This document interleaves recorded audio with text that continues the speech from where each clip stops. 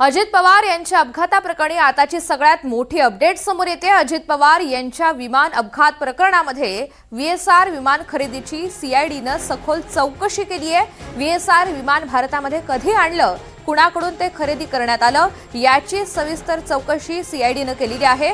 व्हीएसआर कंपनीच्या विमानाच्या मेंटेनन्स बाबत सुद्धा मालक यांची सीआयडीकडून 8 तास चौकशी झालेली आहे।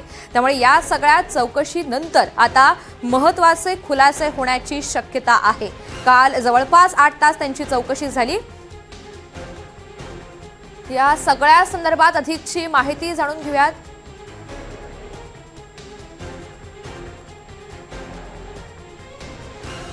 पुण्याचे प्रतिनिधी यशपाल सोनकांबळे हे आपल्यासोबत जोडले गेलेले आहेत। यशपाल, काल जवळपास 8 तास चौकशी झालेली आहे, मात्र या चौकशीमध्ये महत्त्वाचे असे कोणते मुद्दे होते ज्यावर भर दिला गेला?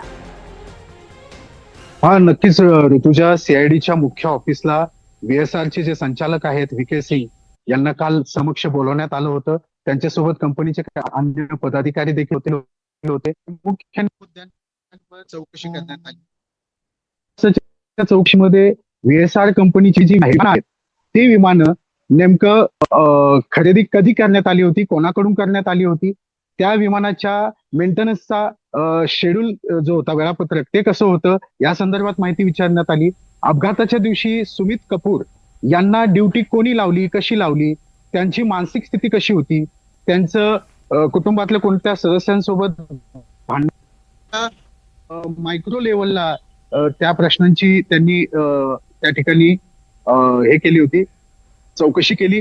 8 तासाच्या या पूर्ण चौकशी दरम्यान त्यांना शाही बरदास्त दिला असल्याचा आरोप रोहित पवार यांनी यावेळेस ट्विट करून त्यांनी केलेला आहे। परंतु या सगळ्या 8 तासाच्या चौकशीमध्ये सुमित कपूर यांचा परवाना किती वेळा रद्द झाला, त्यांचा परवाना नूतनीकरण कधी करण्यात आला आणि त्यांच्यावर कोणती कोणती कारवाई कंपनीच्या वतीने करण्यात आली, या संदर्भात त्यांना यावेळी चौकशी करण्यात आली होती।